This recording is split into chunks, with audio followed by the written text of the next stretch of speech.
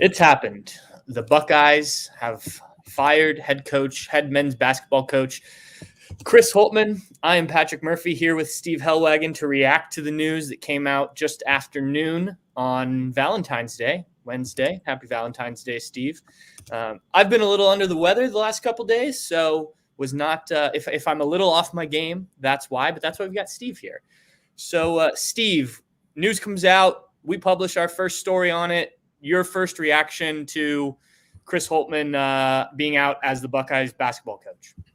Well, obviously, you feel for the players and the assistant coaches and all their families and everything.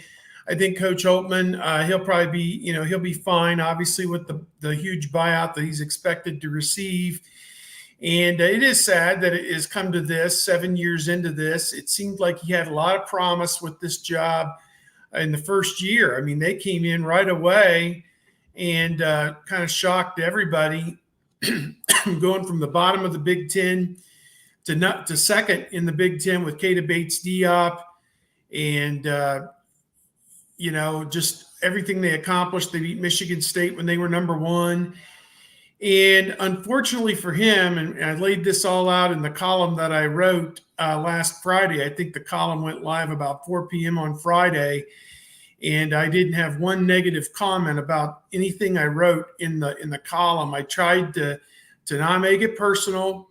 I tried to keep it completely truthful with observations and just my thoughts. I mean, this is my 36th year covering this, going all the way back to Gary Williams in the late 1980s through Randy Ayers, Jim O'Brien, Thad Matta, and now obviously Chris Holtmann. So I've kind of seen guys come and go.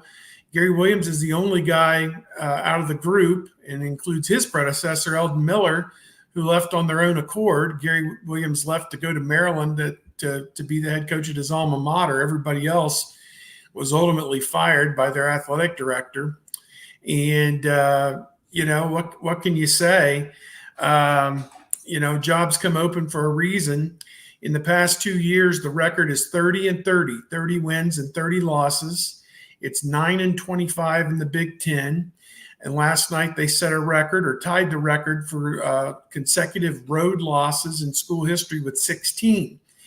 Dave and I talked about this on the morning show, the Morning Five, and just in a nutshell, and this was one of the many things I talked about in my column, Illinois in the last 2 years has added 6 impact transfers with Terrence Shannon, Mayer last year, Dane Danger last year, Domask, Guerrier, and one other guy this year. 6 guys. Ohio State in 2 years has added 1, Jamison Battle. And last night you'd say he had no impact at all. He had no points into the final minute of the game and made a 3-pointer after the game had been decided. So that, in a nutshell, sums up what's gone wrong here with Chris Holtmann's tenure at Ohio State. He had some one-and-dones with Bryce Sensabaugh and Malachi Branham that killed him, and some critical injuries with Kyle Young missing 2 NCAA tournaments in back-to-back years, and Zed Key last year. From the moment he got injured in the Purdue game in January, from that point on, the team was nothing but miserable. And even when he's healthy now this year, he was a zero again last night. Zed Key, in his 4th year, played 10 minutes last night, didn't have a point, didn't have a rebound. That's why all of those things added together is why jobs come open, and why this team is currently sitting here at 14-11 overall and 4-10 in the Big Ten, and guaranteed a second consecutive losing season in Big Ten play.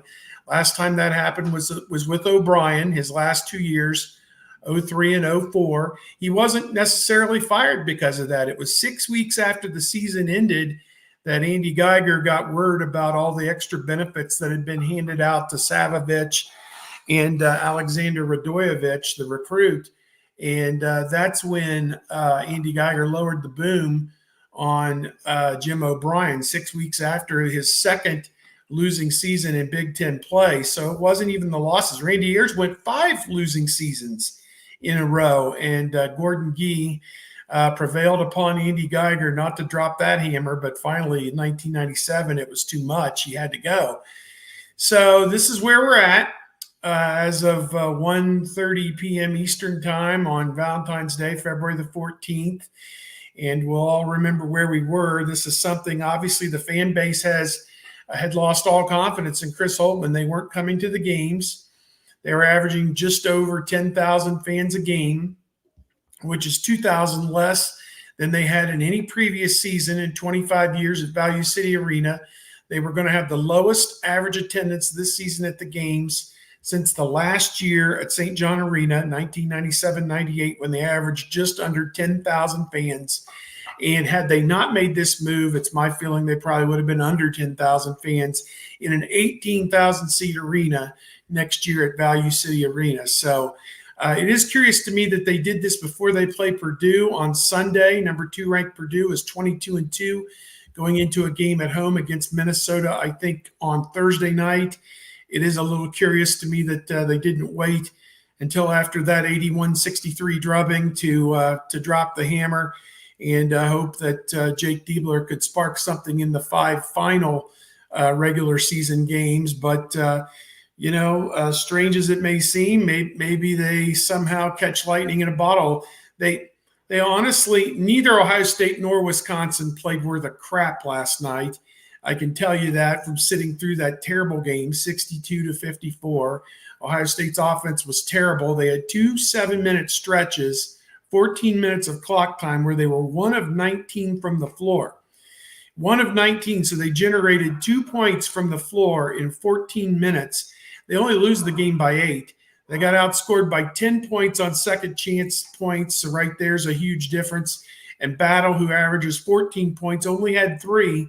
And they still only lose this game on the road to Wisconsin, one of the top 20 teams in the country, by 8 points.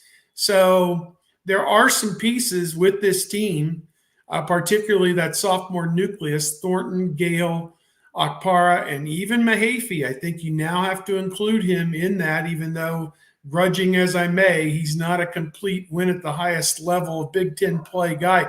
On a good Big Ten team, he'd be about the 7th or 8th guy. A great complementary piece, but you don't want to lose any of that nucleus going forward. Devin Royal's starting to come in. I wouldn't say he's coming into his own just yet, but he's getting better. He's getting better, and he's making some inroads. Need Scotty Middleton to get back where he was earlier in the year. But, Pat, I've spoken for about 8 or 10 minutes here on how they landed in this position with Holtmann. A lot of Ohio State fans just ecstatic today that this came to it. Me, not so much, from having worked with Coach Holtmann. Great guy, great person, great family. It just didn't work out for him at Ohio State. My guess is he jumps back in at a Big East or an Atlantic 10 type program going forward. A couple people have asked in the chat about an interim head coach. Nothing has been officially announced yet, but we believe it'll be associate head coach Jake Diebler. I don't know who else they would go to finish out this season. Jake Diebler doesn't have head coaching experience, but he's been on the staff for a while. Steve, you touched on it there with kind of the record these last 2 seasons. Can I interject? One reason he's out of a job today. Let's go back. Randy Ayers, at the end of his tenure, had a guy named Randy Roth, who really wasn't very distinguished as one of his assistant coaches. Jim O'Brien had brought in Rick Boyages, Paul Biancardi, and Dave Spiller. They were all gone by the end of his run. And he was running on fumes with, like, the former Penn State head coach and some retreads. Oh, Gene Davis, who had coached for Bobby Knight at Indiana in the 70s and had been out of coaching for a decade, was on the staff with Randy Ayers. These are the people who were employed by these former Ohio State head coaches when they lost these jobs. So by the end of O'Brien's tenure, they brought Boyages back as a stopgap for 1 year to try and dig O'Brien out of the mess, and it wasn't enough. Thad Matta, by the end, had Palace, who's now the head coach at Niagara, or at least he was last year, and Dave Dickerson, and somebody else who I don't even remember. And now, obviously, you've got Jake Diebler, Jack Owens, former head coach at Miami, Mike Nettie, and Brandon Bailey, who was a kind of an NBA assistant coach who was supposed to come in and help with the defense. I don't see an ass kicker that recruits and strategizes. And that's what got all those former Ohio State head coaches into the predicament that they had. They all came in with great assistance, and then they all left. And the same thing true with Chris Holtmann. He was, I wouldn't say betrayed by his assistant coaching staff. They just didn't have the chops to get the job done. Yeah, you lose Ryan Peden, who was his main Peden. guy. Schrage and Peden were the outfit, and Terry Johnson to a degree as well, who's on the staff now at Purdue. Terry Johnson, by the way, distinguished Pat?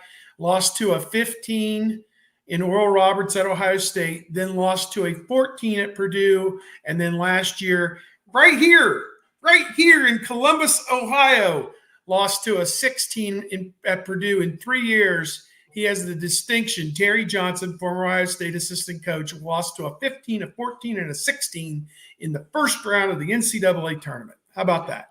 That's almost hard to do. You have to try to lose at that level. Let me ask you this quickly, and then we'll I'm just being just very facetious, everybody. Yeah. Let me ask you this quickly, and then we'll kind of get on to the future here. You mentioned it. The last 2 seasons were obviously what have done Chris Holtmann in. But before that, 107-56, obviously didn't have the record he would have liked in the NCAA tournament. But can you pinpoint a moment maybe where things went wrong for this program under Holtmann? Oh, that awful March afternoon at West Lafayette. Good. I won't swear. It's a family website. We're employed by CBS. We probably shouldn't be swearing on the air, but good bleep. I mean, that was as bad as it gets. You have little Max Asmus out there running around. I know he's doing a good job now at Texas. Kevin O'Banner, 30-29. Those guys put on Ohio State, a 15 seed. And in the regular season, they had given like the teams in that footprint, like Oklahoma State, Oklahoma, Tulsa, whoever, they'd given them some tough games. But then they jump up and beat Ohio State, a 2 seed, in that COVID tournament, in front of 1,000 people at Mackey Arena. You want to talk about a house of horrors for Ohio State, other than the Bates Diop game that he pulled out there on that late shot. Mackey Arena has been the undoing of Ohio State over the years. And the Evan Turner game with Robbie Hummel, where Robbie Hummel had like 26 points in the first half. And I was listening to that game on the radio back here in Columbus because I couldn't make it to West Lafayette that day. And Ron Stokes goes, "Paul Keels, you cannot be serious," something like that. I mean, Ronnie really gets into it. But so at any rate, I look at it, and that was the day. That was the place, and that was the day. Ohio State fans have been out on Chris Holtmann since that day because you have a 2 seed, and that's your Sweet 16 team. That's potentially your Final Four team. They'd won some games in the regular season, but about late February, they hit a slick. They lost 4 games in a row and still got a 2 seed because they got all the way to the championship game of the Big Ten tournament. And what was it? Lost to Illinois, I think, and Brad Underwood. Overtime. Yeah, in the championship of the Big Ten tournament. And then, of course, the following season with 2 NBA players, Liddell and Branham, they get drummed out in the second round by Villanova, a winnable game, but Villanova, great team, a 2 seed, went on to the Final Four.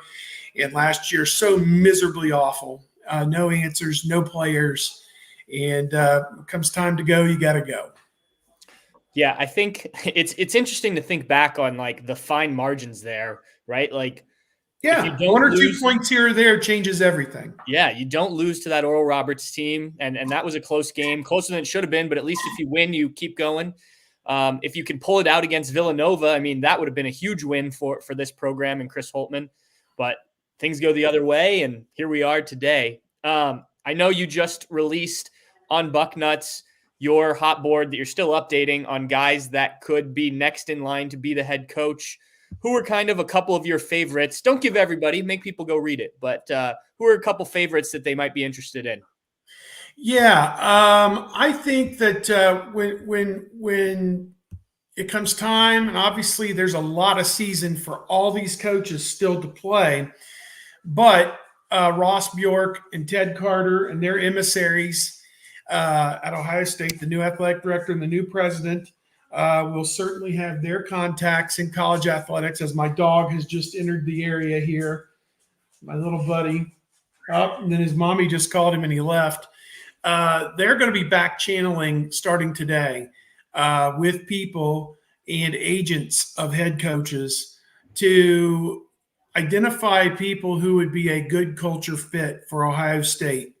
And just as speaking in general terms, what I would want is somebody in their 40s and 50s, somebody who's accomplished, somebody who's great at X's and O's, somebody who doesn't come with any NCAA baggage, somebody who has no off-the-court issues with criminal past or anything like that, or any hints or allegations in that regard. And then, again, as I talked with Dave on the Morning Five, you want somebody who is locked in to AAU circuit, who is locked in to these players. High school players today have agents to get them NIL deals and to help place them in the proper colleges, locked in with player agents for high school kids. I know it's nuts, but it's out there. And agents for transfer portal kids. You got to have somebody who is locked into those tangents, who is going, as I said, you lose as an example, a Malachi Branham as a one and done, who's a great player. What does Kentucky do when it loses Anthony Davis? It goes out and gets two players who are 5-star or high 4-star to replace that one star that they lost. What does Duke do? What does North Carolina do? What does Kansas do? Those four programs in particular go out, okay, we lose an All-American, an NBA lottery pick. What do? We either go into the portal and get the next NBA lottery pick that's going to star at our college, or we go and get a national top 15, top 20 prospect from the high school ranks, and they embrace the churn. And that's what has to happen at Ohio State. None of the Big Ten has embraced the churn, to be honest, and that's why there hasn't been a national champion in the Big Ten for 24 years, back to 2000. It's all the talent. It's all talent. This footprint produces talent. It just hasn't worked at a Big Ten school in the last 24 years. They've had some teams that played for it.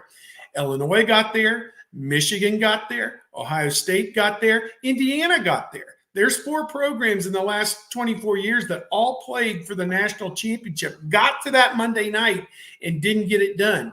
And you've got to have players. So that, to me, is the number one overarching aspect. I don't give a crap who you get. It could be Joe Schmo. I don't care. Got to be able to bring in players. And in this new NIL era, where eventually I think the colleges may have control over what money goes to what player, and they could be classified as employees perhaps one day in this model.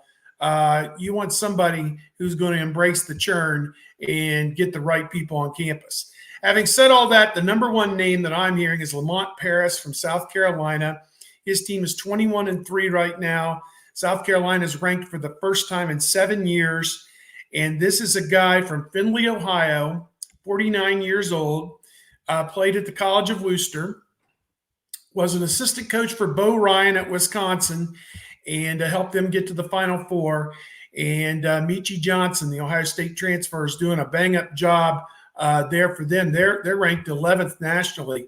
How about Thad Matta Part 2 or Thad Matta 2.0? Is that a possibility? 56 years old, rejuvenated after 5 years out of the sport.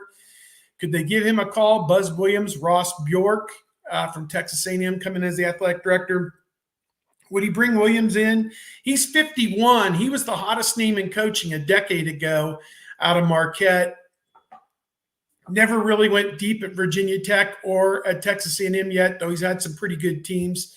So I look at those. Those are probably the top three names I see. In Sean Miller, 55 years old, Xavier. Although he has had hint of NCAA allegations, had an assistant, I think, who got the book thrown at him there for some illegal dealings and different things. You always had those hints and allegations that they were buying players. Sean Miller and Thad Matta were too tight as the bark of the tree, but there was a recruitment of a player that seemed headed to Ohio State, and then Arizona apparently, it appeared, landed him out of nowhere without him ever even setting foot on the campus in Tucson. And you just wonder what exactly happened there. So, Sean Miller, second year at Xavier, not going quite as well as his first year at Xavier, but obviously a guy with ties to Cincinnati area and Pennsylvania, grew up in Pittsburgh, obviously, so played at Pitt. So, let's see what develops. Those are probably my 4 or 5 hot names right now.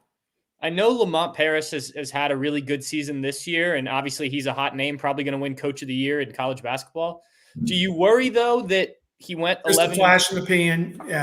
Yeah. Do you have any concerns of that in a guy like that hasn't, he did have some success at Chattanooga, but hasn't had some sustained success at this level? Does that concern you at all? Well, this is where Ross Bjork's experience will come in. And although Ross doesn't start until July 1st, believe me, he's already going to be in as a consultant to Gene Smith, and will certainly have a hand in this. And his time at Texas A&M is over, so he has no reason to not be involved in this. And really, this needs to be his hire, because this is who he's working with going forward. So, Gene Smith, it makes no sense for Ted Carter to allow Gene Smith to unilaterally hire the next guy who then Ross Bjork has to work with. That makes little or no sense. So Ross, in one way or another, needs to be involved in this. And of course, Ross, as an AD in the SEC, would have seen Lamont Paris and his teams come through College Station, seen him at the conference tournament, may have traveled with the team to South Carolina to see him in action. So he probably has a basis of knowledge of what Lamont Paris brings just from his time in the SEC the last several years. And again, you're talking about people who are connected. Ross Bjork has served on every NCAA committee. He knows all the athletic directors, knows all the coaches. And my guess is he'll be reaching out to everybody under the sun in this profession to find out who are the people. I'm not looking for somebody brought up Bruce Pearl, as an example. And, 10 years ago, maybe, although he's had hints of NCAA issues in the past, not anything too severe, but, right.